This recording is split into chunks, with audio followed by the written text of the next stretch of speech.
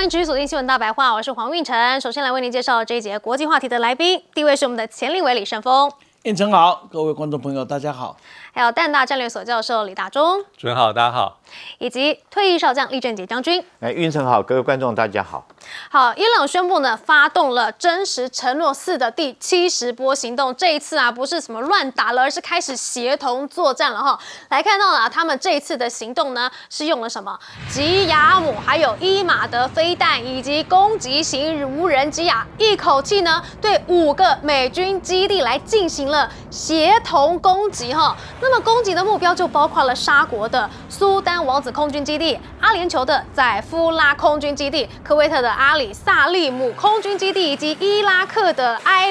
埃尔比勒地区空军基地，以及巴林的美国海军第5舰队基地，好，一口气呢，通通都给你打下去。而且伊朗军方现在也威胁了哈，要去毁灭性的打击美以的邪恶官员。来看到伊朗武装部队的发言人说啊，我们正在监视你们那些懦弱的官员，还有指挥官、飞行员以及邪恶的士兵。决心要延续过去对你们的有力毁灭性打击，你们不再安全了。而现在呢，就是要迎接波斯新年的时刻了哈。伊朗的民众呢说啊，不希望这一次是最后一次过年。他们说，因为战争呢，很多人都失去工作了。他们最大的担忧呢，就是国家的基础设施，照这个速度下去啊，伊朗可能不会剩下多少东西了。不希望这一次是最后一次过新年。好，伊朗攻击了5个美国的基地，那么川普的态度也有点耐人寻味。来看到啊，他也说呢，美方是希望跟伊朗对话的，但是呢，伊朗的高层接连遭到了歼灭，所以呢，他想对话，但是没人可以谈呐，因为伊朗的领导层已经遭到重创了，找不到人谈了。好，而且他也提出了想要去缩减军事行动。川普说啊，美国在针对伊朗的军事行动中呢，已经接近达成目标了，所以正在考虑呢，要逐渐的缩减在中东的军事投入。但是呢，对这番话啊，德黑兰完全不相信啊，他还说呢，要给川普一个教训，也不该只是做出暂时性的回应，而是要给他一个历史性的教训。很明显的嘛，因为之前谈一谈就打起来了，所以伊朗高层现在呢也完全不相信川普的军事降温说，还真的因为现在川普一边说要降温，结果竟然呢爆出了他要部署数千名兵力去驰援中东哈。路透社报道说，美军呢正在暗地里去增派数千名陆战队还有水兵至中东，同时还要部署2艘攻击舰全狮号等战舰支援中东当地约5万名美军。而知情人士也说了，现在五角大厦准备好要做什么呢？准备好要去来做这个战俘营呢哈。五角大厦正在向伊朗派遣地面部队做一个详细的准备哦。假如呢那个时候俘虏了这个伊朗士兵还有准军事人员要送到何处呢？现在都已经在准备了，这看起来一点都不像是要缩减军事行动啊。好，那白宫也说了，说五角大厦的职责就是做好准备啦，让这个身为3军统帅的总统呢拥有最大的选择权，但这不代表总统已经做出决定了哈。但是战争这样一直打下去，到底是图利了谁呢？很多的民众都已经流离失所了啊！原来是这个国防军事单位。他大赚钱了吗？好，因为现在美国啊批准了164亿美元紧急雷达飞弹要售给科威特还有阿联。好，他说这一次的军售非常的紧急，那这个军售的计划呢，涵盖了防空系统啊、飞弹啊、战机升级等等的多项高价军备，就是要迅速补充盟国战损和防御的能力啦哈。这个是名义帮这个盟友来防卫，但是实际上呢，也是迅速的在回收这个战争红利吗？好，另外来看到啊，这个美国自己啊也缺钱了哈，所以五角大厦呢也紧急追加了逾2000亿美元的军费。好，所以国防部就向白宫说了，说我们要提出一个2000亿美元的紧急追加军事预算的请求，就是希望能够来补充这个美伊战争，好来补充我们的军事库存，那这需要国会去批准。如果批准的话，就是近年来美国规模最大的一个战时拨款之一哈。但是这个争议很大啊，所以专家也示警了说，如果要批准的话呢，可能会去引发政治斗争了哈。但是对军火商来说呢，这似乎是一个值得庆祝的时候，因为又有生意来了哈。所以我们来看到川普的美国优先，现在好像变成是军事优先了哈。我们请教厉将军。川普现在很明显的这个进退失据，骑虎难下哈。第一个，他认为这场战争他继续再打下去，他不见得可能打个没完没了。所以为什么美国国防部还会再追加2000亿美金的预算哈？如果说按照美军现在每天在战场上面花的钱，以20亿美金来算的话，哈，这个2000亿也不够他再打100天。也就是说，美军是不是计划好说他准备伊朗要打一个持久战，他有必须要因应的措施，所以他准备要打100天的预算经费，也就是2000亿美金。我觉得这2000亿美金是美国国防部依据他们要打100天的这种规划来提出这种要求。可是你继续打下去，2000亿可能对这个美国来讲的话，第一个浪费对他的军费负担是非常重。你知道美国今年的国防预算是多少钱吗？9010亿这个美金哈。那你现在光这场战争，你就要编2000亿美金，你就知道这场战争对美国整体的国防预算消耗会有多大。那第二个，现在如果说是继续要打的话，如果说不靠地面部队是没办法获胜的。所以说，美国现在除了我们之前讲的第一波地号，另外在今天最新的消息又派了一艘全狮号的2栖攻击舰再增加2500个陆战队官兵过去。可是他要不要登陆作战？现在川普自己也讲不出来他要还是不要？因为我们也按照军事的角度来研判，你登陆作战，你这个付出的代价会太多，而且不一定能够获胜这个战略有一句话叫做以不一定获得之利，而想要抵消一定获得之害，是战略上极大的错误。今天这个我相信美国五角大厦大概也跟川普做了类似这种建议，所以我讲他进退失据。那你要谈你说不打我谈。现在我跟你讲这个伊朗绝对不太可能跟你谈。第一个，他们现在的这种领袖这个塔杰穆杰塔巴他因为有这个不管是杀父老婆小孩都被打死了，这种状况之下，他怎么跟你谈？最重要的是，这个川普在之前这个欺骗过伊朗2次，都是快要在2月26号的时候，那时候都已经快要谈成了，而且人家伊朗也已经让步了。他说我导弹不要射程限制不要到2000公里，我短一点。然后浓缩铀他也说要接受国际的公开检查，但是没想到2月26号会谈才刚结束，28号你美国跟着以色列就动手了，所以我觉得伊朗这时候对你绝对不再有信任的态度，所以谈你找不到台阶下那继续打。我跟你讲，今天最新一个讯息这个其实美国跟以色列大概都非常震惊了为什么？今天我们讲的是这第70波的行动里面有2枚导弹，伊朗居然有2枚导弹打哪里呢？打这个英国借给美国在印度洋的基地叫做迪戈加西亚那个岛屿，那个距离有多少？有3800公里。那以前证明伊朗不是在吹牛他真的有那种导弹射程可以到3800公里，发射了2枚，当然有1枚这个中途大概这个导弹就失去了方向，但是有1枚到底美军有没有拦截到？那美军后来没有讲可是证明说是伊朗的导弹射程确实有到3800公里，这是距离来讲。另外还有一波的攻击打中哪里？打中以色列的2个炼油厂，一个是海法的炼油厂，一个是阿杜德炼油厂，这2个炼油厂，以色列这2个炼油厂被击中，所以这2个炼油厂被击中以后，你知道这个内塔尼亚胡马上讲什么话吗？他说他们不再攻击这个伊朗的炼油设施，就已经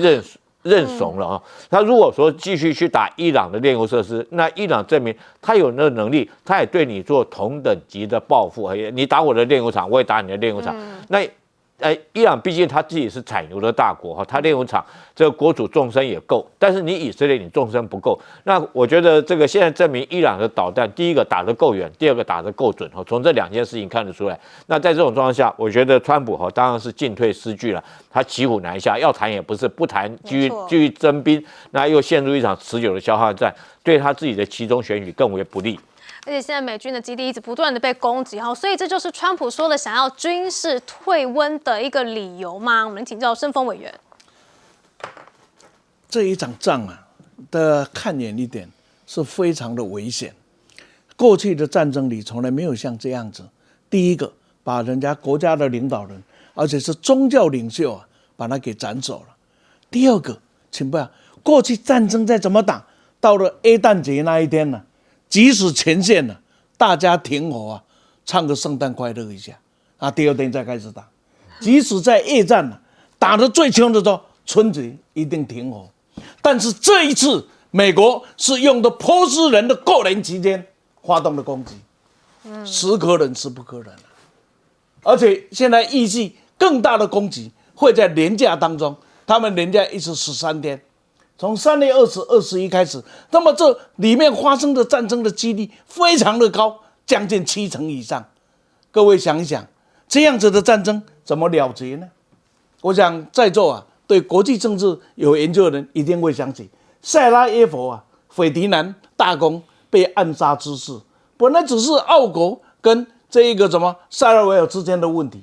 结果扣到什么，成了第一次世界大战。也就是说，这一次的美以战争里啊，它出现一个问题，不是什么时候停，现在打的是到底还要再打多久，不是在讨论什么时候停哦。第二个，不是有没有外溢，是会外溢到哪里去，会扩张到哪里去。现在这个已经完全处于像第4次世界大战那一颗暗杀的子弹已经构成了完全控制不住的情况了。美国尤其川普的个性，显然等一下第2集可能会谈到，他一方面在施压，一方面他在收缩。可是世界发展的局势往往不是你主观的意愿就可以来掌握了，多少时候是客观的情势让你就下不了台。我们就以这一次用的2颗导弹这个吉亚姆跟这个伊马德来看吉亚姆它的被拦截率这一次只有70%左右，不到70%6.5%。换言之，10颗飞弹里面，10颗导弹里面，它会有3到4颗是可以达到目标的，这个很高的。那么假如这个长程1700公里的伊马德它这一次的拦截率只有60%，它有将近说5颗，有2颗会上这个造成的严重跟压力那可是大得不得了那目前面对这样的情况，到底美国有什么方式解决呢？当然，现在整个的争执点不是在川普，川普一定想停，现在川普急死了，因为不停，他后续的问题会很难解决。但有一个人绝对不想停，那个人叫纳坦雅夫，只要一停，他政治生命他大概也了结了。所以在目前的情况下，美国要停止这场战争，不是如何的跟伊朗谈，请各位注意因为伊朗不会跟他谈，伊朗在这场战争里面是不会垮嘛。这伊朗很惨，但不会垮。美国呢没办法赢，伊朗现在不会跟你谈，也没有人要跟你谈，也没有人敢出来跟你谈。所以要解决这个问题，对美国讲起来就控制一个人，那个人叫纳坦雅夫。纳坦雅夫最后的命运，现在已经传出来的消息了，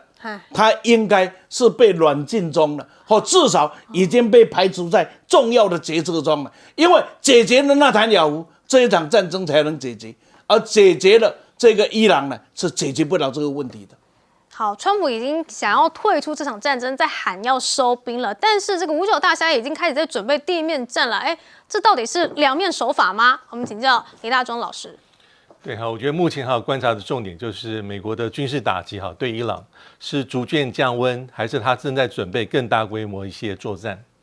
那还有包括这个伊朗的反击的力道跟程度，那这两者其实是息息相关的因为的确，若只观察川普口中的讲话，其实会让人家丈二金刚摸不着头脑因为有时候他可能暗示说要鸣金收兵了，打得差不多，可是可能突然的话锋一转，说还没有结束。但我觉得，如果从实际的美国的这个军事的部署来说，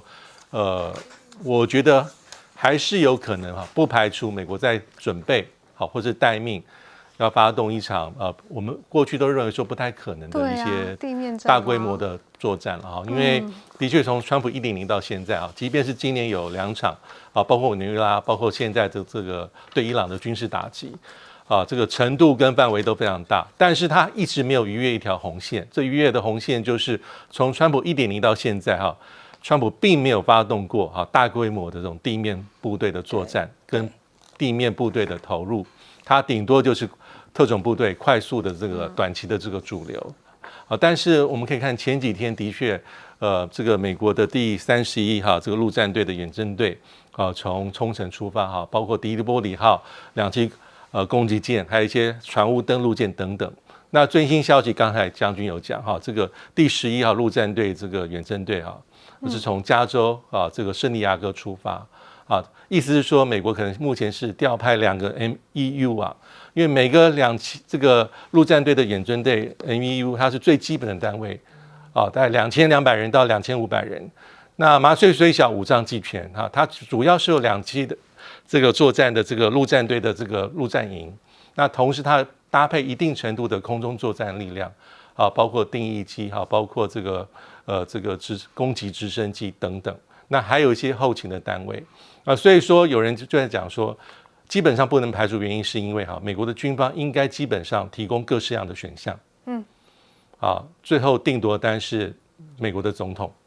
看到底要不要这样做。那这样的状况其实在228已经出现过了，因为228之前其实美国准备1个多月，但最后哪个时候要动手，该不该动手，就是川普以及少数旁边的政治幕僚做决定。如果根据这2天美国的情报总监在国会作证包括美国的情报总监拉加德包括 CIA 包括这个国防情报局包括国安局的这个首长，那议员是非常一针见血、咄咄逼人。他在问说，这个国家情报总监说，你参加多少次的会议？那他的答法，因为他是议员出身，他说我参加过了几10次，提供了非常多的一些这个情报的分析跟其他单位共同的分析。那议员接着是说，你认为在哪一次的开会里面，你看到总统下达明确的指令？那他的答法是他并没有，意思是说军方跟情报机构可能是一个非常专业的这个单位，他可能提供总统很多的一些方案、选项、成本效益的分析，还有没有办法达成，但最后要做成打击是政治决定，那可能就是川普跟少数的幕僚，包括跟以色列的一种协调跟合作。所以我觉得目前来说还是不能排除。对，好，所以会不会进入到地面战这个选项呢？就看川普的一念之间了。好，我们先休息一下，广告之后马上回来。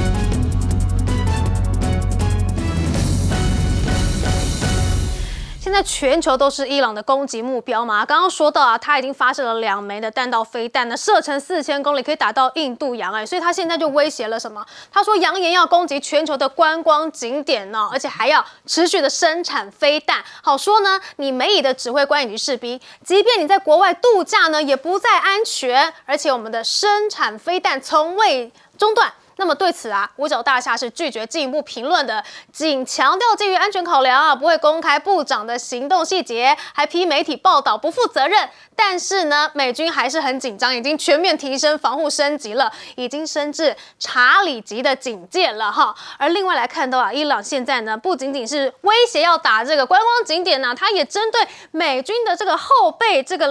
后勤粮草来进行攻击了。这个是他第69波行动这次呢是针对了以色列核心地带特拉维夫、阿卡以及海法等区域，而且打击的对象就涵盖了以色列作战的支援企业、军工业、通讯和雷达的相关设施，而且这项行动也打击了美国在中东军事基地，包括科威特的阿里还有萨利姆空军基地，就是刚刚说的5个空军基地等等的，还有相关的设施。那这些很多的设施呢，都是用于储存加油设备，并且为美军的 F-16还有 F-35战斗机去提供燃料的。结果现在呢，都被去进行攻击了。好，那这个声明更引用了伊朗最高领领导人穆杰塔巴的话说呢，敌人面对的不只是导弹、无人机、鱼雷等军事手段，伊朗前线远比其狭隘认知的更为广阔哈。那么现在美国有什么方式能够去反制呢？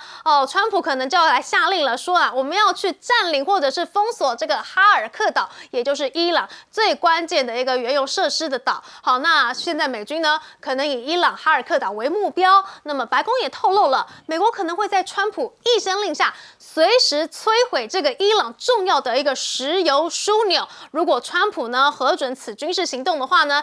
他也必须要派出更多的部队啊。那美军目前已经调派了3支海军陆战队部队前往中东战场了，同时也考虑要尽速的增派更多的部队。所以有没有可能真的要去封锁哈尔克岛呢？好，另外来看到现在呢，美国跟盟友呢也是出动了战机跟直升机要来打击伊朗，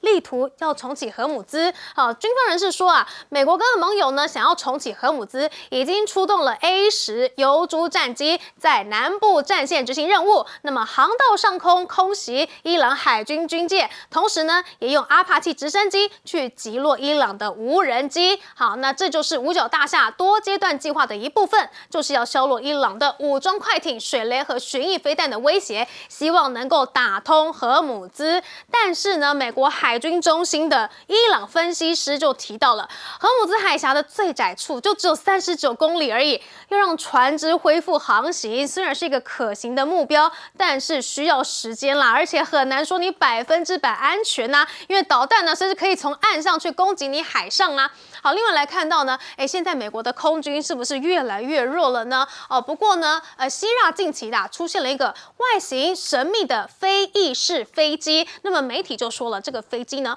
很有可能是美国高度机密的高空长航时情报监视与侦察无人机，也就是 RQ-180隐形高空的一个无人机，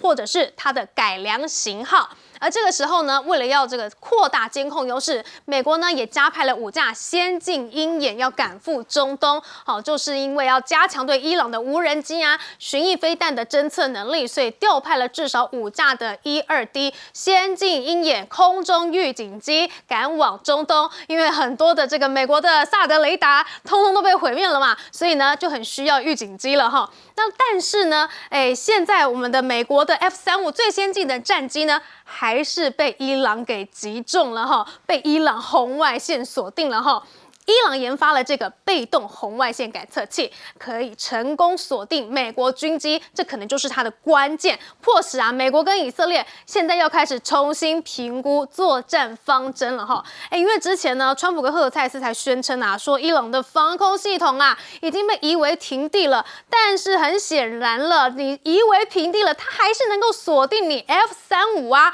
所以美国是狠狠的遭到伊朗打脸，更拆穿了 F-35的弱点。好，所以现在看得出来美国正在不断的派出自己的压箱宝，发现这场仗真的是越来越难打了吗？请教厉将军。孙子兵法有一句话，以逸待劳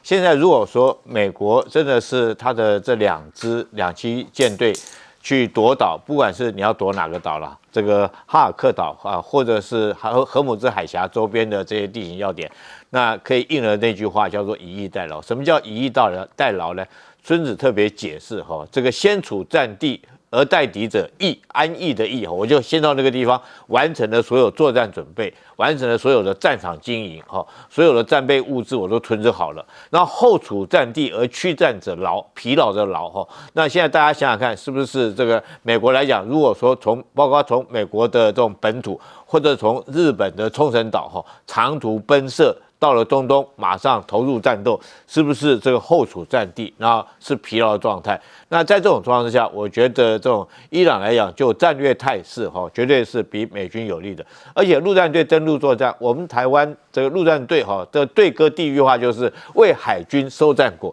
为陆军做前锋。这2句话的意义是什么呢？就是说陆战队它的任务是夺取一个滩头堡之后，交给后面的陆军部队来接替后续的作战任务。那现在来讲，如果你只靠这2支，总共加起来5000人的陆战队，那你多少之后，你后续有没有持续战力可以进入？如果说你后面没有陆军的地面部队投入作战的话，你这2支部队进去，等于是这个肉包子打狗了，有去无回了。那再来我们看一下美国啊，这很明显，他为什么要派出这个所谓的空中预警机，而且要派到这么多架？之前有说他的这种MQ9无人机被击落了10架。从这个战场里面，从这个飞机你就可以知道这场战争对这个美军来讲极不利。我讲一个具体数据，这个现在伊朗用的导弹都是固态燃料的导弹，然后伊朗距离以色列的边境大概1000公里，可是它的导弹射程这个远的可以到2500公里，也就是说。我在我伊朗的国土境内，我有很大一个 range 空间可以运用。我在这个空间里面，距离我在1500公里的空间里面，我都可以在这个地方竖起我的导弹，对你以色列本土来实施打击。那你想想看，这个1500公里，这个多辽阔的这个范围了。那而且它是固态燃料，它机动车开到什么地方，它导弹车开到什么地方，它导弹一竖起来，马上就可以对你伊朗攻击。所以美军现在派出这么，不管是 MQ9或者是这个预警机，目的在什么？在找这些的导弹发射车在哪里呢？他必须要找。那你想想看，这么辽阔，包括整个伊朗国境的每一个地点，它都可能对你以色列本土发动攻击。都有可能对海湾国家来发动攻击，那你美国要用多少的空中预警机才能够监视到？伊朗很大，伊朗面积有这个165万平方公里。你想想看，我按照这种数据，大家就可以了解这也就是为什么这个美军来讲目前来有10架 MQ9已经被击毁了。那在击毁之后，他必须要能够监控到整个战场，他现在不得已把他预警机现在派到战场。从这一点里面，我们也可以看得出来，美军真的是捉襟见肘了兵力已经不敷这个运用了。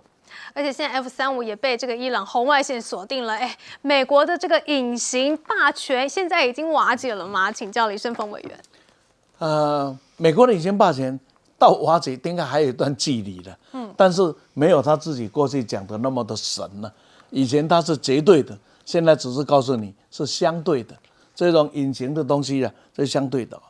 只是呢，伊朗的本身现在存活的力道大概有多强？它本身呢，我们就以刚才我们提到的那2个飞弹来看呢，吉阿姆飞弹现在大概还有600到800颗，那么呢，这个呢伊马德大概有300到400颗。那我们来算算，假如以它40%的击中力就是拦截6成来看，那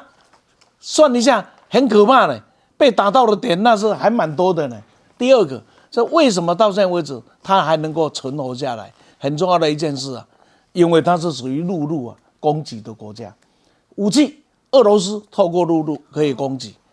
这零组件、原料，还有这个什么零件，还有民生用品，中国大陆透过陆路可以攻击。所以美国最强的由海上来围堵的能量这一次发挥不出来了。这个就是今天呢，它还能够撑下去的底气。更重要的是，是的，它在路上的看得到的防空大概都被美国干掉了。但是别忘了，还有一个叫做北斗，还有一个叫星链，还有一个叫什么？就是中国大陆的星链，还有一个是什么？还有一个是现在在阿拉伯海的电子船，够了，提供眼睛提供耳朵够他用了。所以在这个的情境的演变里面呢，都已经不是美国一手可以遮天。可是呢，讲到这个，我是要想告诉各位，我们还是要警戒的。恐攻将会是未来我们几年内会常常听到的东西。为什么？因为这一场战争已经是极端的伊斯兰对极端的弥赛亚重返事件。当两边都是以一个宗教为主轴的时候，没有理性空间，而且他的真主的代理人又被干掉了。而且真主的代理人的继承人现在又处于被威胁当中，过年期间又这样子的被攻击，你想想这一个伊斯兰的圣战将会有什么的结果，我们不知道的。但是紧接着可能更值得我们关注的，那就是哈格岛的这个战役会不会发生？这个发不发生，会对整个的战局会产生很大的影响。当然，美国要进攻哈格岛没有那么容易。因为它登陆的地方太少，所以只能用空降。那问题是哈格岛又离本土啊很近，不到40公里，所以即使你给它占领了，那么你要完全拥有，因为火炮就可以打到的地方啊，也没有那么容易。可是问题是哈格岛被占领了，整个全世界的这个能源会产生很严重的问题。更重要的，你把伊朗90%的经济力量拿掉了之后，我们讲的三声效应啊，可能就会产生，那就是我拼死一搏了。哇，我拼死，因为就到这样子没退路了嘛。当拼死一搏的时候，会变成一个什么样的结果呢？这个可能是这一场战争里面呢，哈格岛战役会不会发生，是值得我们去关注的。现在预测会有70%，我希望这个预测是错误的。70%非常希望是错误的。所以如果川普也是没有下一招的话，哈格岛也会不会成为美国的最后一招呢？那这样子下去，会不会真的全球的观光景点都成为伊朗的攻击目标呢？请教李大中老师。对，因为我们刚刚特别有提到说哈，这个未来这个战争是往上走，还是慢慢的平息，其实双方啊，取决于双方。那因为从228之后，我们可以看到伊朗的这个所谓的打击跟报复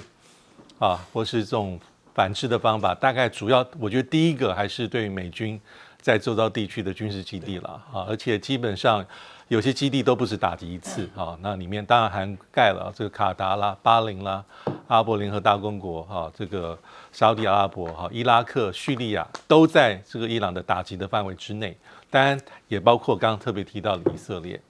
那第二个地方就是它攻击地方，就是刚刚讲的能源设施哈。那目前重点在说哈，川普的下步是什么哈？因为也有些这个美国媒体的分析哈，川普要的是一个胜利。这胜利可能是他，当然像过去前1-2个礼拜有人说，可能单方面宣布胜利，好，就慢慢希望他就降温，然后也期待伊朗的这个反制也跟随着平息。那第二种就是在真正宣布胜利之前，他可能要有一个军事行动，能够让他华丽的转胜。我听到有人也有这样子做分析。但是目前媒体所呈现出来的，不管是刚讲到是动用到2支美国的这个陆战队远征部队MEU，或是说还有更多的一些搭配的这个兵力，目前真的不得而知。但是就像刚才将军所讲因为每个 MEU 它就是2000多人，那2支5000多人，再加上本来在中东地区的美国的相对的一些驻军基本的单位，但是你要做的是，假设是你要快速的夺取，包括这个海峡的周边荷姆斯海峡周边，或是拿下哈格岛，你后续该怎么做？对，有人说你后续可能不是现在2支 MEU 你可能要 MEB 就是陆战队的快速的远征旅，或是更大的陆军的单位来做支撑。所以现在来说，我觉得一切都还没有办法做定论。这个决定权、主动权似乎还是在川普的手上。好，但是真的，当时美军如果连放假都不安全的话，那美国还不算输吗？我们休息一下广告之后继续聊。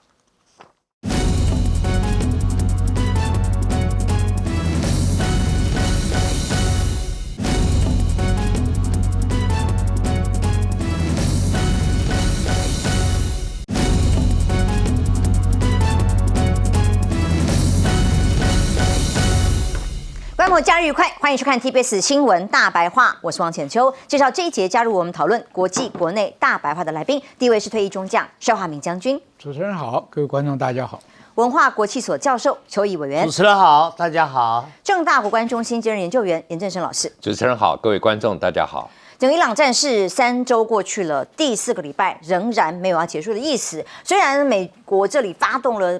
钻地弹，想要控制荷姆斯海峡等等的，现在看起来毫无效果。伊朗发起了第70波的打击，同时打击了比较特别的是5个地方的海军基地，也就是说，这种所谓川普扬言已经把他的空力、军力通通打掉。结果人家还是有反击的能力。这次行动呢，有这个包括了吉亚姆，还有伊马德的导弹，还有攻击型的无人机。5个基地呢被攻击的地方包括了沙特阿拉伯、阿联酋、科威特、伊拉克，还有巴林的第5舰队。行动还使用到这个海巴尔和卡尔达的导弹，显示说现在不管美国跟以色列怎么去轰炸，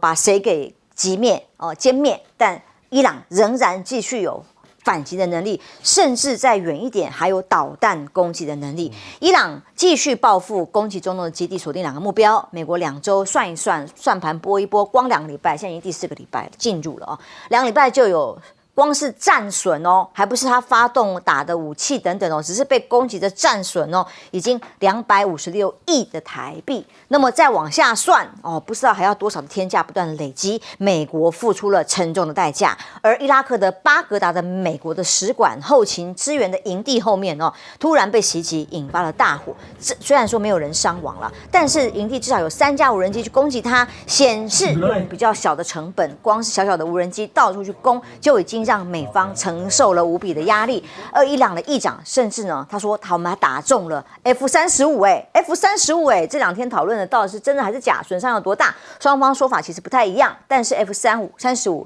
被形容叫梦幻型的机型，除了是隐形战斗机，更是美军看似不可战胜很厉害的傲慢的象征。那么美国声称没有任何力量能够看到它，但是最后居然第一次被击中了，而且是被伊朗在相对现在已经被制压的情况之下，还有办法打到吗？那么专家分析，伊朗的防空战车的感测器是可以捕捉到 F-35的红外线热讯号的，所以有可能飞太低，或者是追踪定位发射当中还来不及发射诱饵就已经被击中的情况，这是对伊朗来讲当然是非常大的胜利，值得吹嘘。但是呢，伊朗战事现在美国继续派兵他没有要停第2艘的2栖攻击舰赶赴中东，除了先前这个波里利号2500名的陆战队官兵，大家都在想到底是要去攻占这个岛屿呢，还是在沿岸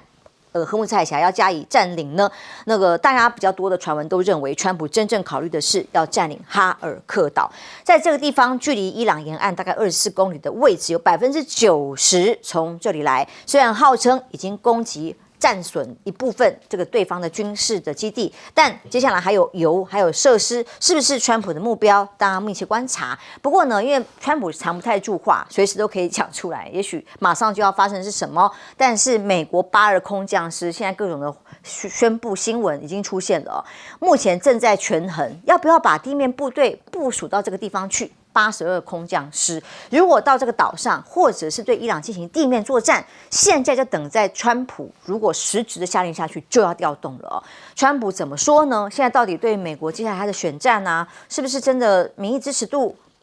会掉到谷底呢？川普对着媒体讲这个话，大家都傻眼了，听听看怎么说。Polls have shown that MAGA is essentially unified behind the U.S. or Republicans when it comes to Russia. There's been reports that the United States might be sending 2,500 Marines to the Middle East. Are you concerned that a move like that could potentially change the unity? Well, I don't know. I seem to have great support because CNN came out with a poll today that I'm at 100%. And they said they've never seen a poll like that, which is an honor. I was impressed that CNN would do that. But as far as troops are concerned, I can't tell you what we're doing. 我们也真的不知道，很意外，从来没有看过有这种100%的民调，因为它根本不存在。就是川普讲CNN就做了个调查，说100%的美国人支持 MEGA 支持川普的军事行动。可是CNN没有做这个调查，那这个来源从哪里来？他居然可以这样讲，让大家听到傻眼嘛。那川普呢，他的讲法模糊不清，也大家已经快要习惯了，因为他一边讲我们就快要，这是在半夜的时候 Truth 上面发文的，我们已经快要达成我们的目标那时候我看到他的发文讲说考虑要降低攻势了，所以要留给你们自己中东这些国家，你自己想办法你对你们来讲都是很轻松的任务，维持荷姆斯海峡这油可以通行，然后呢我们就该退了，因为我们已经完成了我们的重大的任务，而你们其他的自己想办法就好。但是一边这样讲好像要结束了，一边却又说再次的受访对媒体讲我们可以对话，但是我不想停火，没有人想要在击杀对方正在顺手顺风的时候的意思要停手，所以他又一边发文说要停，一边又受访说我不可能让战火停住。没有人知道川普到底要怎样，因为美国再打下去打不出个结果来，他想甩锅了，甩给谁呢？你们谁要过油，你们自己去负责。这才是他发文是这样说的，对，这也是他真正面临的困境。我把这个战争给各位分析一下，这是很特殊的一个战争的形态，它是消耗战。消耗战里面比的什么？比库存。好，库存我们现在看，伊朗它的无人机到现在还在生产，原来的储量就很多，数以万架。导弹呢是越打越重，就是它的导弹越来越精良。那相对的是美国，美国是海外基地的库存降低，因为它所有基地都被打，巴林的油库被烧，加油船被砸，加油机被打，那美国国内的库存也降低，所以比库存这一面，伊朗好像比美国更耐打。现在这个战争形态又演化出来，不是在杀敌3000、杀敌几百的问题，是打到全世界的油源，这就变成一个世界性的问题。而这个问题都是拿来要挟所有国家。那美国根本没有实力解决荷姆兹海峡封锁的问题，那么这个时候美国变成一个骑虎难下的一个姿态。至于说川普刚刚讲说，我也不放弃停火，我不停火，我可能还要打。这就是他要脱身之前的一个牺牲的一个统合。我们再来看，我们是军人，看这两个部队，82空降师跟2500个海军陆战队，被这两个部队都很精锐，但是数量甚少，它只能开始一个局部战争，而这个局部战争呢，不影响整个目前的局势。换句话说，对荷姆兹海峡没有办法打通的可能性很低。那这个只是美国是宣而未采取行动。我相信每一个研究军事的人都猜不出这两个部队怎么样有很成功的攻算。你占领那个格里尔岛，你也不代表你能够，你只能说让伊朗的油出不去，但是它还有别的航道。但是你在那边生存的可能性有两个危机。第一个，陆战队怎么样通过荷姆斯海峡到那边？他发动钻地弹去打沿岸，显然现在目前是没有用的。没有用，因为我刚才讲嘛，因为弹药库的这个库存有问题了。因为以色列所有的防空系统的雷达都被打残掉了，所以伊朗才会用更高级的飞弹去破坏你以色列所有的军事基地跟人心，因为让你以色列的老百姓24小时在躲警报，重大的设施都被炸，飞机场被炸，你的资料中心被炸，这个对以色列来讲，自从6日战争到现在，他从来没有受过这么严重的威胁。所以纳坦雅胡唯一的一个阴谋就是说，我一定要拖到美国的大腿，不能让美国出局，因为美国要出局的话，以色列根本没有办法面对所有什叶派的国家对他的围剿。所以他才会暗杀了前面那个议长，就是凡是有资格谈判的人都给你干掉，连发言人都干掉，那就是说没有人能代表伊朗来跟美国达成合议。那不能达成合议，这个战争是不是要继续进行？因为这个战争一旦停下来，以色列马上要进行总统大选，总统大选完了以后，纳坦雅胡一定坐牢，坐到他死都出不来。所以这个战争真正的罪魁祸首是纳坦雅胡，他创造这个战争，拖美国下水，今天又不让美国离开，让这个战争无尽无止的延伸下去，使以色列的老百姓、伊朗的老百姓枉死在这个阴谋家的手上。所以我们大家看这个战争的本质要看清楚，它是怎么个打法。那现在来讲，荷姆兹海峡这个僵局，美国不管用什么手段都没办法解决。陆战队、空降师都是打第一仗的，后面要有强大的陆军登陆，才能完成他的使命。今天我没有看到美国能够动员出他 National Guard， 或者是变成一个60万到80万的大军去解决伊朗的问题。伊朗不像当初希特勒打这个俄乌战场，那是高山，美国的装甲部队、机械化部队在这边是施展不开的。所以这个问题，我讲，川普面临一个无解的状况，所以讲出那种模棱两可、前后矛盾的话，这就不难理解。川普以前只是被以色列绑架嘛，那绑架上了完全被绑架，上了这个战场，现在是美国的损失越来越大，不但累积，却又退不了场的情况之下，连 F-35都被攻击的话，那个小事，最大的危机是什么？美国已经所有战略家都懂，美国现在的军力已经没有办法面对世界上2场战争。今天任何一个国家发起另外一个战争的时候，美国既没有航母，也没有足够的导弹，也没有足够的兵力来应付下一个危机。这是川普将来研究战略的都知道，你没有能力搞第二个，自己内部的5大难关没有一关能过。这个美债的问题，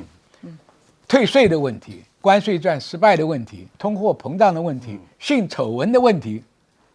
还有黄豆如果买不到，7月份买这个第2季黄豆拿不到手，你11月的期中选举就泡汤。所以川普内在的危机远比外在还大。川普因为对于整个国际政治，对于战争，他是完全的外行。因为外行，所以在发动战争以前，他没有像《孙子兵法》所说的，经过了严谨的妙算，没有妙算，所以他第一个低估了伊朗的持久战的战力，或者叫做消耗战的战力。第二个，他被以色列的纳塔雅胡给绑架了，卷入了这个战争的漩涡。那现在整个战争的重点，其实就在荷姆兹海峡。川普当然希望把荷姆兹海峡打通啊，可是不容易打通啊。我说过，岸基的火力、武装的快艇、自杀型的无人机，再加上遍布的水雷，要打通荷姆兹海峡谈何容易？可是不打通的话，整个国际的油价、天然气的价格不断的飙涨，它势必造成能源危机，势必造成美国的债务的危机，接着就是金融海啸，这是川普没有办法承受的，所以他就想到，那既然要打通荷姆兹海峡，我找个7个国家，我的盟友来跟我一起弄个护航联军，是不是可行？可是人家别的盟友，大家算了一下，觉得打这个仗只是把自己丢到战争的泥潭里面，无法自拔，所以大家都不愿意参与这个烂摊子。好，接着他就想到，那我现在把哈尔克岛拿下来好不好？哈尔克岛在波斯湾的北部，在荷姆兹海峡的北部，伊朗的90%的石油从那个地方出口，那个地方的岛上重点就是码头、输油管，还有贮藏石油的油库。那在这样的情况下，要拿下哈尔克岛，所以他就派了什么？空降82师，他就派了5000个海军陆战队，2艘的2栖攻击舰都到了。这样的规模是没有办法打地面作战的。可是就目前为止，因为他已经无法控制纳塔雅胡，纳塔雅胡的斩首行动啊，可以说如水银泻地啊，想要停都停不下来啊。在这种情况之下，哈梅内伊2月28号挂了，3月17号拉里贾尼也挂了。可是现在更加强硬，而且对战争内行的雷扎伊上来了。雷扎伊不得了啊！雷扎伊也是打过2伊战争8年啊，他担任革命卫队总司令啊，他知道怎么打消耗战，怎么打持久战。尤其当时美国支持伊拉克，打到最后打地面作战的时候，伊拉克败掉了，输掉了。所以雷扎伊是有丰富的作战经验的，而且他上来就是为了报仇嘛。你今天《孙子兵法》讲为师必缺，可是你现在以色列怎么干的？以色列的斩首行动，那是为师必缺吗？那是把伊朗赶到了绝境，所以伊朗的人民感觉到了，我温和有什么用？我跟你2月26号去谈判，谈判刚有了结果，我有让步，结果你就开始斩首，把我的最高领袖都杀了，把我的高官将领全杀了。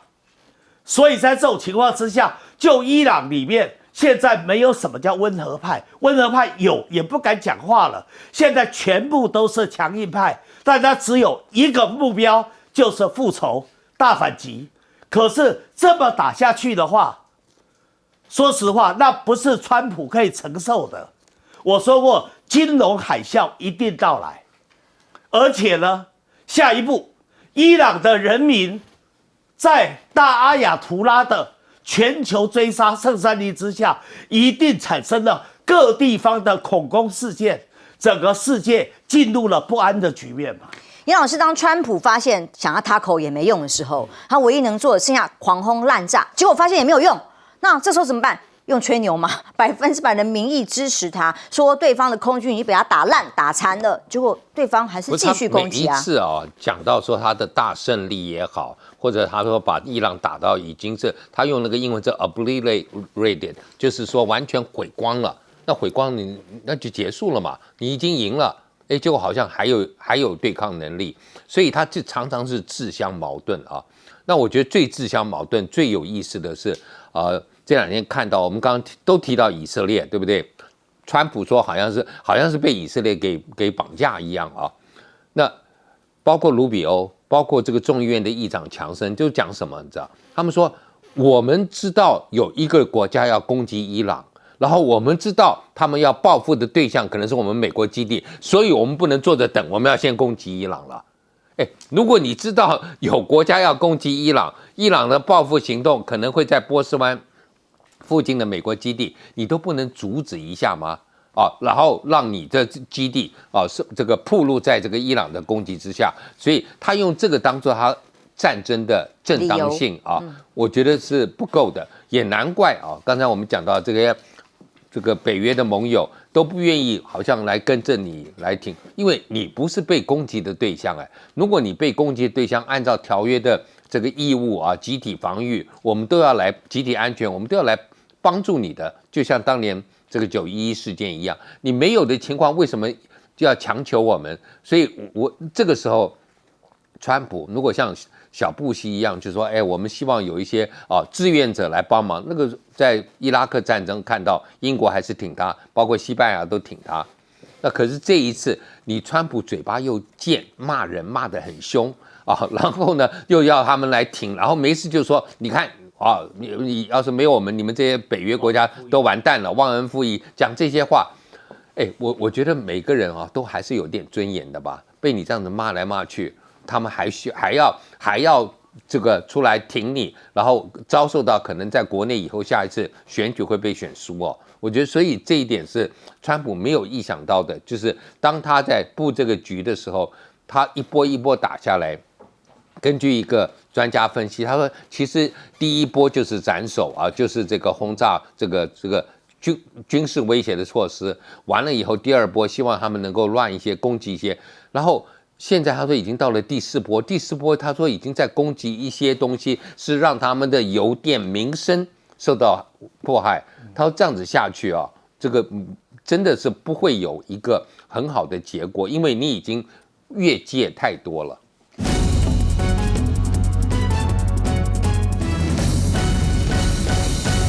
这个基地被打，但是导弹没有打中目标，但打了那个地方，对，打得到这个地方，打到了，证明他的这个现在的战力到哪里？以色列虽然先前一直封锁很多被攻击到底多少的消息，陆续还是传出消息来了，而以色列有10几架的无人机飞到伊朗上空，被伊朗给击落了。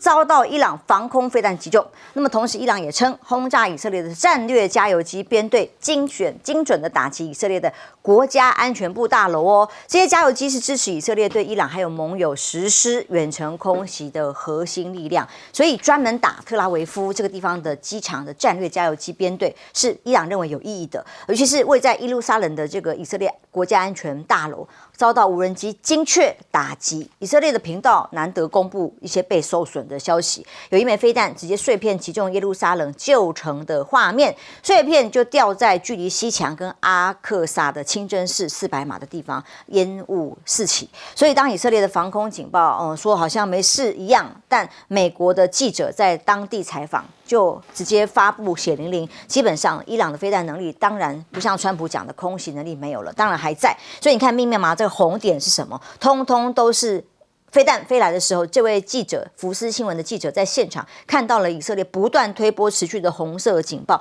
全区都是防空警报红色的区域。所以这个攻击，当然无人机包括飞弹还是持续的，伊朗在攻击以色列当中。而以色列的斩首行动到底现在杀了几个人呢？现在最新以色列还没宣布，伊朗就先无预警，由革命卫队宣布，透过国营电视台宣布的，说他们的革命卫队发言人奈尼殉职了。而特别不同以色列到最后还是没有出声去宣扬他，反而是伊朗说他的死是光荣的战死，接下来对他表示尊崇，但是没有多久，仍然继续有人可以接掌所有的位置，所以伊朗的最高领袖穆吉塔巴他发表了波斯，他们现在在过新年波斯新年的书面声明，人还是没有露面，应该也是避免被任何的攻击。他说，这个伊朗已经给予美国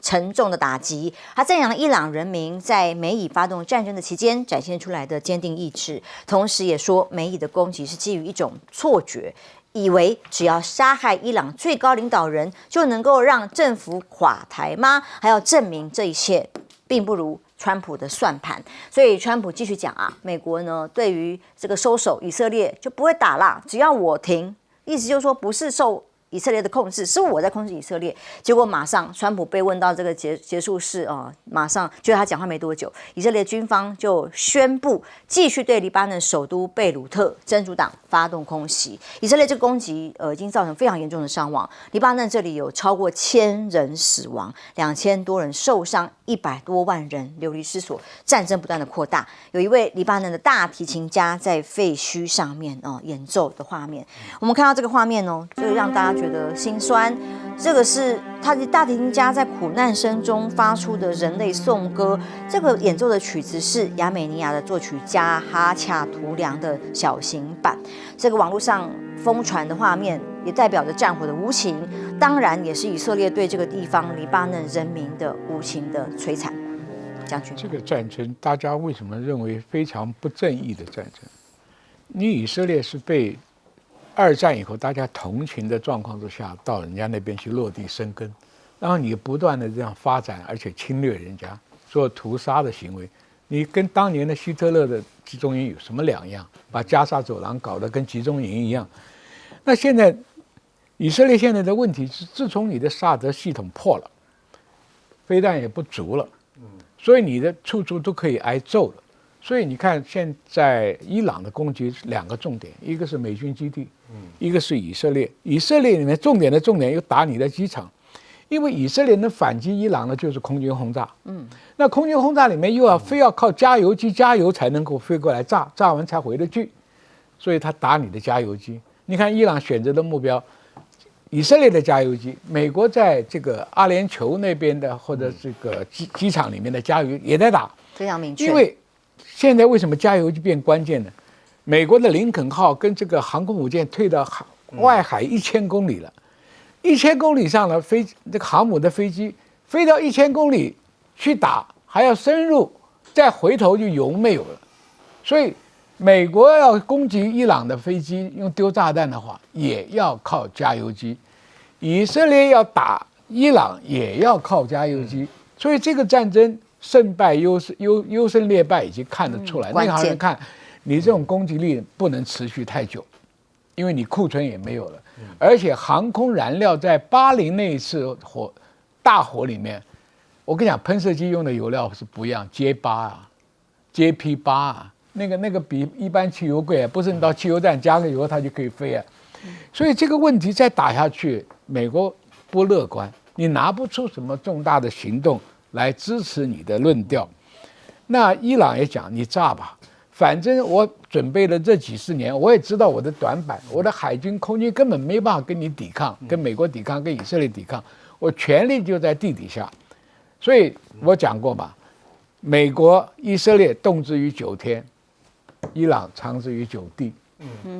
我们军人很有经验，金门、马祖能够撑下来，就是叫长之于9地。坑道。对，现在我们不要当吃瓜群众，看这边打得很热闹。我请问，台湾的韧性作战，你没有地下化，你怎么韧性？你不要跟我空口讲白话，买这个武器，买那个武器。伊朗战场上哪个武器不是最精良的武器？有用吗？有用吗？所以，我们这边拿27年来吓唬了，买了一大堆军售，但是你没有地下化，你的韧性根本不存在。高科技武器跟放烟火一样，一个晚上就可以放掉很多。何况台湾没有生产。今天伊朗为什么能撑下来？它的地下工厂里面还在做无人机，还在做导弹。美国的问题是说，你要在美国本土做好无人机，做好导弹，送到战地去，建立你的库存。所以大家我们在讲东升西降，不随便讲的。你只要看看美国的空军，现在到了要革新换代的时候，一个航母上48架，36架 F-18大黄蜂，40岁了要退了，剩下12架 F-35B 妥善率只有50%， 12架的话只有6架能起来，所以他的 F-15E 50岁了。那 B-52到现在还在用，70岁了。他没有空优的话，根本不能出动。空军是这样，海军呢？中国大陆的船天天在做。最近美国出了一个消息，有一艘新的伯克级，好多年来了没看到，他总算出了一条新的伯克级。那你跟055大驱怎么比啊？老共的那个船都是新船，年轻的，这边尼米兹要退休。航母平均年龄已经到35到40岁了，尼米兹要上阵了，尼米兹要从退休状况要拉上来，重新回来。福特号要拿去修化粪池，林肯号要回去休息。所以美国面临的问题，军备竞赛上他已经输了，6代机也出不来。休息一下，马上回来。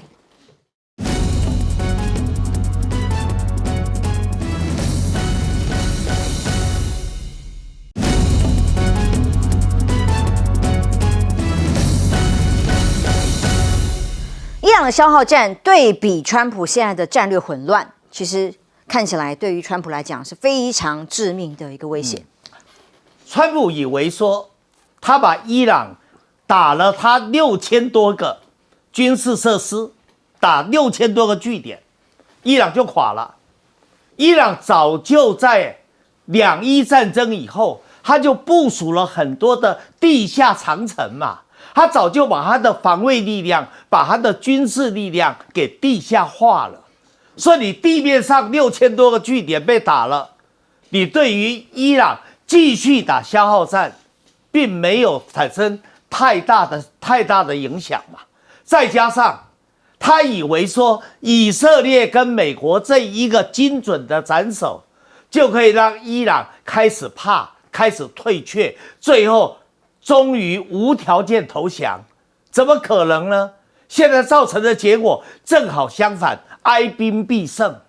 你伊朗的人现在觉得你对我们伊朗把我们当成贱民，然后制裁我们几十年，然后造成我们的经济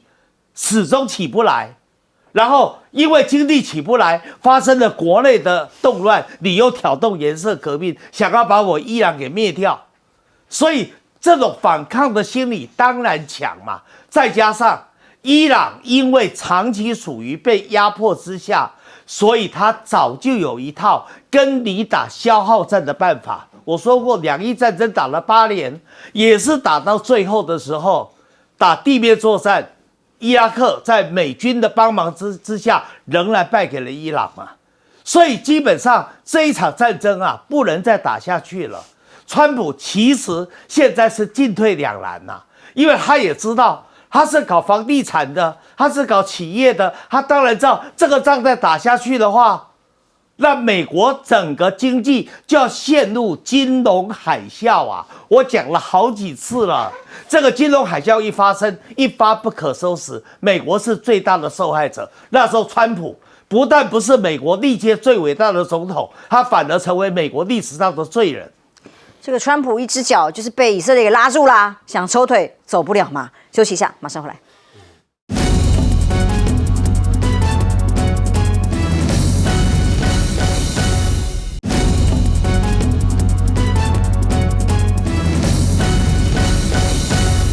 伊朗战事正在不断的外扩当中，其中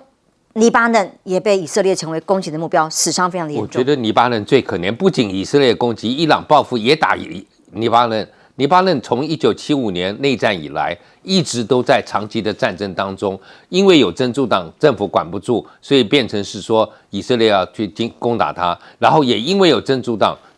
因为这个就是有一些反对的力量，然后让伊朗这次也会攻击他，所以他两面为难啊。我觉得这个国家真的蛮可怜，因为我在非洲做很多研究，你知道黎巴嫩古代的时候就是腓尼基人很会这个做生意的，到处都是他们啊，澳洲也有，巴西什么到处都有。可是呢，他们自己的国家支离破碎。我觉得因为这场战争，那黎巴嫩真的是在以色列旁边，永远都有这个被池鱼之殃的这个危险。那至于以色列，我觉得跟川普回到这个对付伊朗的情况，我们就是你到夜市去有一个游戏叫打地鼠。咚一打，结果另外一边又起来，杀掉这个，好像另外一个又起来。伊朗好像，而且这块地啊，这个地鼠的这个面积啊，比他们想象中要大啊。就是我们如果去夜市打，大概打完就出来嘛，就大概它就会越来越多。就是你杀掉一个领导人，就又有另外新的领导人，所以他们这种老早的权力分配